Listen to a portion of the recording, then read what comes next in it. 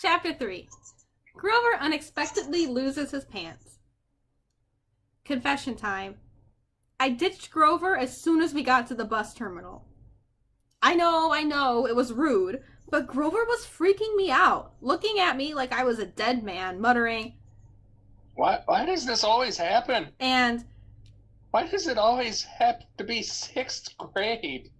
Whenever we got upset, Grover's bladder acted up, so I wasn't surprised when, as soon as we got off the bus, he made me promise to wait for him, then made a beeline for the restroom.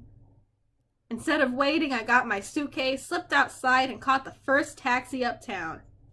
East 104th and 1st, I told the driver.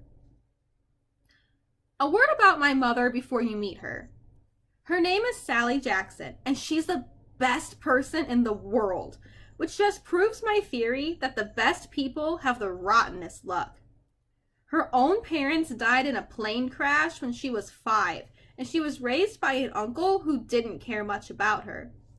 She wanted to be a novelist, so she spent high school working to save enough money for a college with a good creative writing program.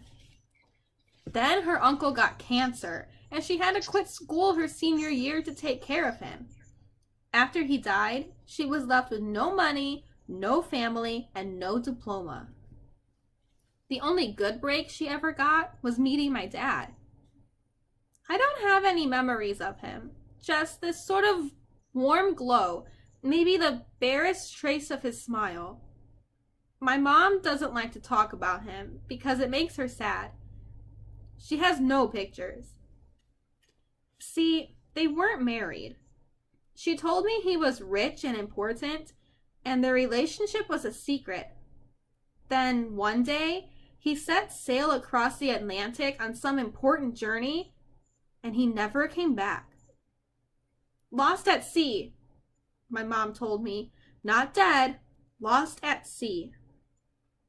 She worked odd jobs, took night classes to get her high school diploma, and raised me on her own. She never complained or got mad, not even once. But I knew I wasn't an easy kid. Finally, she married Gabe Ugliano, who was nice the first 30 seconds we knew him, then showed his true colors as a world-class jerk. When I was young, I nicknamed him Smelly Gabe. I'm sorry, but it's the truth. The guy reeked like moldy garlic pizza wrapped in gym shorts. Between the two of us, we made my mom's life pretty hard. The way Smelly Gabe treated her, the way he and I got along, well, when I came home is a good example. I walked into our little apartment, hoping my mom would be home from work. Instead, Smelly Gabe was in the living room, playing poker with his buddies. The television blared ESPN. Chips and beer cans were strewn all over the carpet. Hardly looking up, he said around his cigar, So, you're home. Where's my mom? Working. He said. You got any cash? That was it. No, welcome back. Good to see ya. How's your life been the last 6 months? Gabe had put on weight. He looked like a tuskless walrus in thrift store clothes. He had about 3 hairs on his head, all combed over his bald scalp, as if that made him handsome or something. He managed the electronics mega mart in Queens, but he stayed home most of the time. I don't know why he hadn't been fired long before. He just kept on collecting paychecks, spending the money on cigars that made me nauseous, and on beer, of course. Always beer. Whenever I was home, he expected me to provide his gambling funds.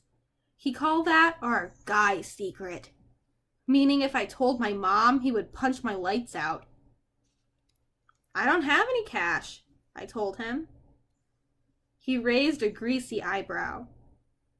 Gabe could sniff out money like a bloodhound, which was surprising, since his own smell should have covered up everything else. You took a taxi from the bus station, he said.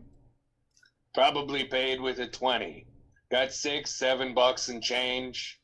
Somebody expects to live under this roof. He ought to carry his own weight. Am I right, Eddie? Eddie, the super of the apartment building, looked at me with a twinge of sympathy. Come on, Gabe, he said. The kids just got here. Am I right? Gabe repeated. Eddie scowled into his bowl of pretzels. The other two guys passed gas in harmony. Fine, I said. I dug a wad of dollars out of my pocket and threw the money on the table. I hope you lose. Your report card came, brain boy. He shouted after me. I wouldn't act so snooty. I slammed the door to my room, which really wasn't my room. During school months, it was Gabe's study.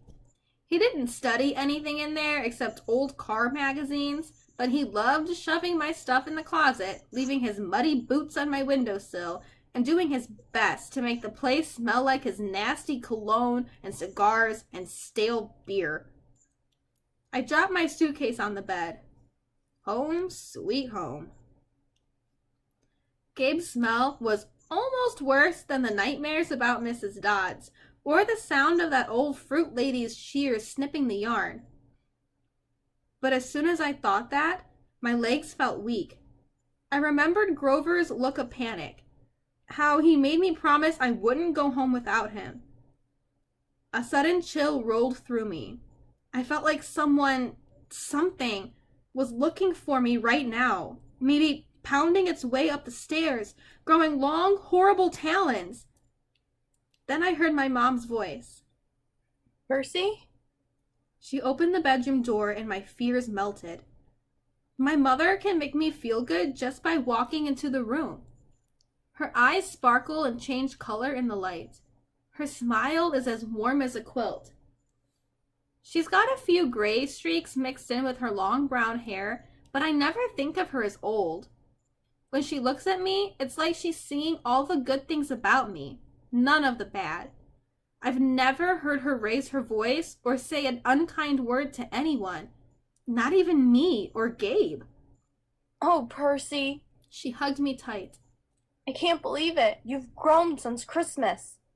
Her red, white, and blue Sweet on America uniform smelled like the best thing in the world. Chocolate, licorice, and all the other stuff she sold at the candy shop in Grand Central.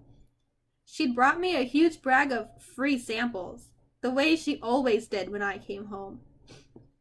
We sat together on the edge of the bed. While I attacked the blueberry sour strings, she ran her hand through my hair and demanded to know everything I hadn't put in my letters.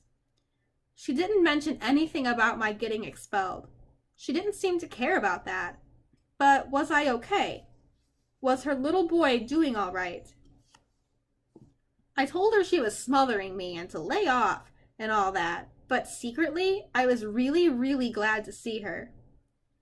From the other side of the room, Gabe yelled, Hey, Sally, how about some bean dip, huh? I gritted my teeth. My mom is the nicest lady in the world. She should have been married to a millionaire, not to some jerk like Gabe. For her sake, I tried to sound upbeat about my last days at Yancey Academy. I told her I wasn't too down about the expulsion. I'd lasted almost the whole year this time. I'd made some new friends, I'd done pretty well in Latin, and honestly the fights hadn't been as bad as the headmaster said. I liked Yancey Academy. I really did. I put such a good spin on the year, I almost convinced myself. I started choking up, thinking about Grover and Mr. Brunner. Even Nancy Bobofit suddenly didn't seem so bad. Up until that trip to the museum. What? My mom asked. Her eyes tugged at my conscience, trying to pull out the secrets. Did something scare you? No, Mom. I felt bad lying. I wanted to tell her about Mrs. Dodds and the 3 old ladies with the yarn, but I thought it would sound stupid. She pursed her lips. She knew I was holding back, but she didn't push me. I have a surprise for you, she said. We're going to the beach. My eyes widened. Montauk? 3 nights. Same cabin. When? She smiled. As soon as I get changed. I couldn't believe it. My mom and I hadn't been to Montauk the last 2 summers because Gabe said there wasn't enough money. Gabe appeared in the doorway and growled. Bean dip, Sally. Didn't you hear me? I wanted to punch him, but I met my mom's eyes and I understood she was offering me a deal. Be nice to Gabe for a little while, just until she was ready to leave for Montauk. Then we would get out of here. I was on my way, honey. She told Gabe. We were just talking about the trip. Gabe's eyes got small. The trip? You mean you were serious about that? I knew it, I muttered. He won't let us go. Of course he will. My mom said evenly. Your stepfather is just worried about money, that's all. Besides, She added. Gabriel won't have to settle for bean dip. I'll make him enough 7-layer dip for the whole weekend. Guacamole, sour cream, the works. Gabe softened a bit. So, there's money for your trip. Comes out of your clothes budget, right? Yes, honey. My mother said. You won't take my car anywhere but there and back. We'll be very careful. Gabe scratched his double chin. Maybe if you hurry with that 7-layer dip, and maybe if the kid apologizes for interrupting my poker game. Maybe if I kick you in your soft spot, I thought, and make you sing soprano for a week. But my mom's eyes warned me not to make him mad.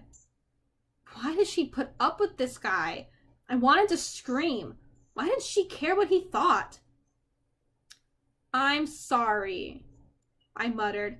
I'm really sorry I interrupted your incredibly important poker game. Please, go back to it right now. Gabe's eyes narrowed. His tiny brain was probably trying to detect the sarcasm in my statement. Yeah, whatever, He decided. He went back to his game. Thank you, Percy. My mom said. Once we get to Montauk, we'll talk more about whatever you've forgotten to tell me. Okay? For a moment, I thought I saw anxiety in her eyes. The same fear I'd seen in Grover during the bus ride, as if my mom too felt an odd chill in the air.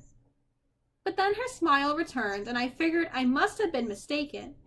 She ruffled my hair and went to make Gabe his 7-layer dip. An hour later, we were ready to leave. Gabe took a break from his poker game long enough to watch me lug my mom's bags to the car. He kept griping and groaning about losing her cooking and, more important, his 78 Camaro for the whole weekend. Not a scratch on this car, brain boy. He warned me as I loaded the last bag. Not one little scratch. Like I'd be the one driving. I was 12.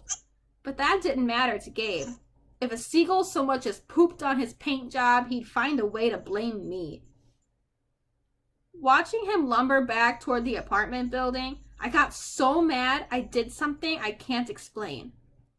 As Gabe reached the doorway, I made the hand gesture I'd seen Grover make on the bus, a sort of warding off evil gesture. A clawed hand over my heart, then a shoving movement toward Gabe.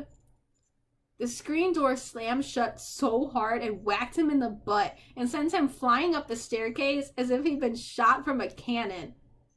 Maybe it was just the wind, or some freak accident with the hinges, but I didn't stay long enough to find out. I got in the Camaro and told my mom to step on it. Our rental cabin was on the South Shore, way out at the tip of Long Island.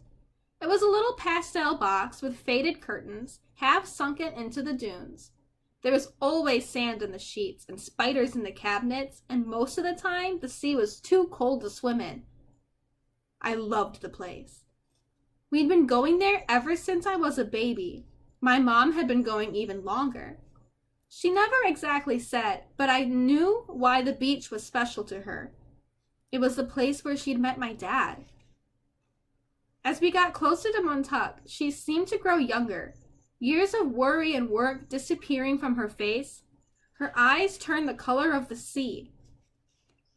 We got there at sunset, opened all the cabin's windows, and went through our usual cleaning routine. We walked on the beach, fed blue corn chips to the seagulls, and munched on blue jelly beans, blue saltwater taffy, and all the other free samples my mom had brought from work. I guess I should explain the blue food. See, Gabe had once told my mom there was no such thing. They had this fight, which seemed like a really small thing at the time, but ever since, my mom went out of her way to eat blue. She baked blue birthday cakes. She mixed blueberry smoothies. She bought blue corn tortilla chips and brought home blue candy from the shop. This, along with keeping her maiden name Jackson rather than calling herself Mrs. Ugliano, was proof that she wasn't totally suckered by Gabe. She did have a rebellious streak, like me. When it got dark, we made a fire. We roasted hot dogs and marshmallows. My mom told me stories about when she was a kid, back before her parents died in the plane crash. She told me about the books she wanted to write someday when she had enough money to quit the candy shop. Eventually, I got up the nerve to ask about what was always on my mind whenever we came to Montauk. My father. Mom's eyes went all misty. I figured she would tell me the same things she always did, but I never got tired of hearing them. He was kind, Percy. She said. Tall, handsome, and powerful, but gentle too. You have his black hair, you know, and his green eyes. Mom fished a blue jelly bean out of her candy bag. I wish he could see you, Percy. He would be so proud. I wondered how she could say that. What was so great about me? A dyslexic, hyperactive boy with a D+ report card, kicked out of school for the 6th time in 6 years? How old was I asked. I mean, when he left. She watched the flames. He was only with me for one summer, Percy, right here at this beach, this cabin. But he knew me as a baby. No, honey. He knew I was expecting a baby, but he never saw you. He had to leave before you were born. I tried to square that with the fact that I seemed to remember something about my father. A warm glow. A smile. I had always assumed he knew me as a baby. My mom had never said it outright, but still, I'd felt it must be true. Now to be told that he'd never even seen me? I felt angry at my father. Maybe it was stupid, but I resented him from going on that ocean voyage, for not having the guts to marry my mom. He left us, and now we were stuck with smelly Gabe. Are you going to send me away again? I asked her. To another boarding school? She pulled a marshmallow from the fire. I don't know, honey. Her voice was heavy. I think we'll have to do something. Because you don't want me around? I regretted the words as soon as they were out. My mom's eyes welled with tears. She took my hand, squeezed it tight. Oh, Percy, no. I have to, honey. For your own good. I have to send you away. Her words reminded me of what Mr. Brunner had said, that it was best for me to leave Yancey. Because I'm not normal, I said. You say that if it's a bad thing, Percy, but you don't realize how important you are. I thought Yancey Academy would be far enough away. I thought you'd finally be safe. Safe from what? She met my eyes, and a flood of memories came back to me. All the weird, scary things that had ever happened to me, some of which I tried to forget. During 3rd grade, a man in a black trench coat had stalked me on the playground. When the teachers threatened to call the police, he went away growling, but no one believed me when I told them that under his broad-brimmed hat, the man only had one eye, right in the middle of his head. Before that, a really early memory, I was in preschool, and a teacher accidentally put me down for a nap in a cot that a snake had slithered into. My mom screamed when she came to pick me up and found me playing with a limp, scaly rope I'd somehow managed to strangle to death with my needy toddler hands. In every single school, something creepy had happened, something unsafe, and I was forced to move. I knew I should tell my mom about the old ladies at the fruit stand and Mrs. Dodds at the art museum, about my weird hallucination that I had sliced my math teacher into dust with a sword, but I couldn't make myself tell her. I had a strange feeling that the news would end our trip to Montauk, and I didn't want that. I've tried to keep you as close to me as I could, My mom said. They told me that was a mistake, but there's only one option. Percy, the place your father wanted to send you. And I just can't stand to do it. My father wanted me to go to a special school? Not a school, She said softly. a summer camp. My head was spinning. Why would my dad, who hadn't even stayed around long enough to see me born, talk to my mom about a summer camp?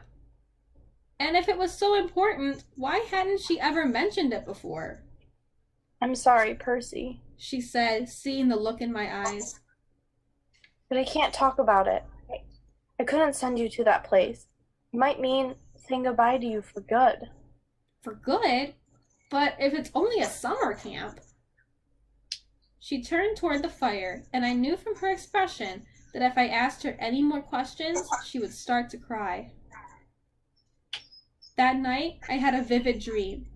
It was storming on the beach, and two beautiful animals, a white horse and a golden eagle, were trying to kill each other at the edge of the surf. The eagle swooped down and slashed the horse's muzzle with its huge talons. The horse reared up and kicked at the eagle's wing. As they fought, the ground rumbled, and a monstrous voice chuckled somewhere beneath the earth, goading the animals to fight harder. I ran toward them, knowing I had to stop them from killing each other. But I was running in slow motion. I knew I would be too late. I saw the eagle dive down, its beak aimed at the horse's wide eyes, and I screamed, "No!" I woke with a start. Outside, it really was stormy, the kind of storm that cracks trees and blows down houses. There was no horse or eagle on the beach, just lightning making false daylight, and 20-foot waves pounding the dunes like artillery. With the next thunderclap, my mom woke. She sat up, eyes wide, and said, Hurricane! I knew that was crazy. Long Island never sees hurricanes this early in the summer, but the ocean seemed to have forgotten. Over the roar of the wind, I heard a distant bellow, an angry, tortured sound that made my hair stand on end. Then a much closer noise, like mallets in the sand. A desperate voice, someone yelling, pounding on our cabin door. My mother sprang out of bed in her nightgown and threw open the lock. Grover stood, framed in the doorway, against a backdrop of pouring rain. But he wasn't exactly Grover. Searching all night. He gasped. What were you thinking? My mother looked at me in terror, not scared of Grover, but of why he'd come. Percy? She said, shouting to be heard over the rain. What happened at school? What didn't you tell me? I was frozen, looking at Grover. I couldn't understand what I was singing. O zeo kai aloi theoi. He yelled. It's right behind me. Didn't you tell her?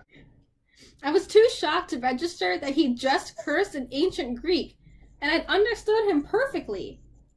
I was too shocked to wonder how Grover had gotten here by himself in the middle of the night. Because Grover didn't have his pants on, and where his legs should be,